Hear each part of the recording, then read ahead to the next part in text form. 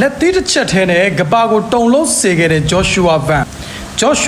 ဟာမြန်မာနိုင်ငံချင်းပြည်နယ်ဟာခါမြို့မှာမွေးဖွားခဲ့တာပါ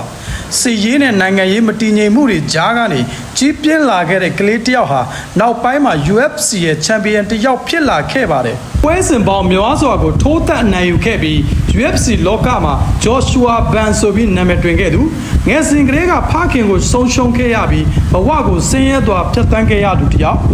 အခုလူတွေမြင်နေရတဲ့ Van ကချန်ပီယံတစ်ယောက်ပေမဲ့အရင်တုန်းကအင်္ဂလိပ်စကားတော်မှာမပြောတတ်တဲ့ immigrant ကလေးတစ်ယောက်သာဖြစ်ခဲ့ပါတယ်။ကျောင်းမှာလည်းသူဟာအမြဲတမ်းအနိုင်ကျင့်ခံခဲ့ရပါတယ်။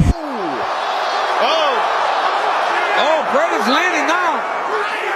Van ကအစမှာ professional fighter တစ်ယောက်မဟုတ်သေးပါဘူး။ American Houston မြို့ကိုရောက်ပြီးအဲ့ဒီမြို့မှာပဲသူကကျောင်းတက်ခဲ့ပါတယ်။ကျောင်းမှာလည်းသူကအမြဲတမ်းအနိုင်ကျင့်ခံခဲ့ရပါတယ်။ Van ဟာအဲ့ဒီနောက်မှာလမ်းပေါ်မှာရန်ပွဲတွေခဏဖြစ်လာခဲ့ပါတယ်။ဂျင်းတစ်ခုမှာ coach Scotty Jordan နဲ့တွေ့ဆုံပြီး MMA လောကကိုစတင်သင်ကြားခဲ့ပါတယ်။